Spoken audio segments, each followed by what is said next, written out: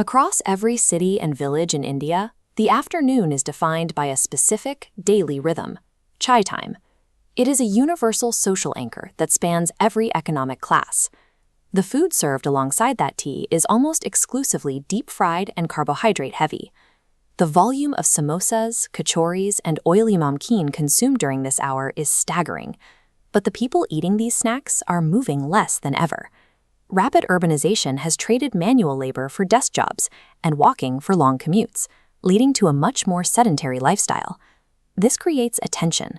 Consumers still want their 4 o'clock break, but they are increasingly worried about the saturated fats and high sodium levels that come with it. This has forced a choice between maintaining a deeply loved cultural tradition and addressing a modern health necessity.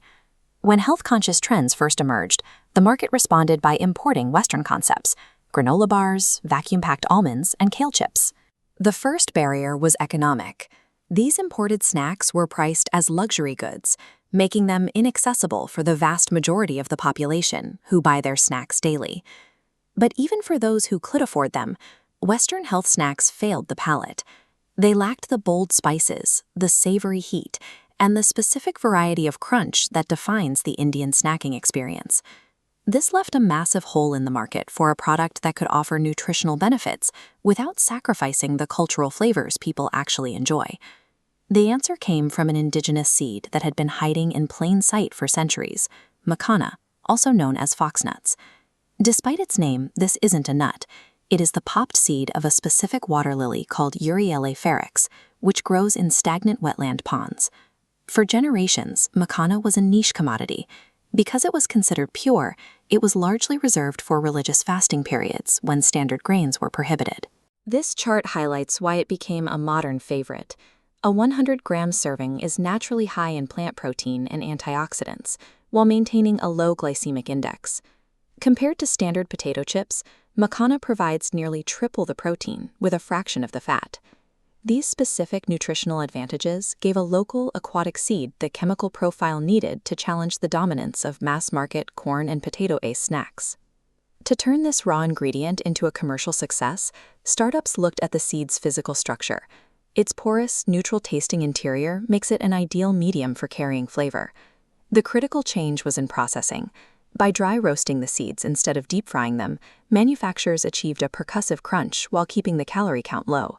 They then applied traditional flavor profiles like minty pudina, tangy tomato, and spicy peri-peri, ensuring the product felt familiar to local consumers. Finally, they moved the product into sleek, nitrogen-flushed packaging. This changed the perception of Makhana from a loose, unbranded commodity into a premium consumer good. This combination of roasting, local flavoring, and modern branding transformed a religious staple into a mainstream lifestyle product. Walk into any modern Indian grocery store today, and the retail landscape has visibly shifted. Makhana is no longer a specialty item. It is a permanent fixture in the snack aisle. Domestic brands are now capturing significant shelf space previously controlled by multinational potato chip giants. This demand has created an economic surge in the wetlands of Bihar, where the vast majority of the world's Makhana is grown, turning lily ponds into high-value agricultural assets. It is a clear demonstration that an indigenous crop can meet the sophisticated standards and high volumes of the modern urban market.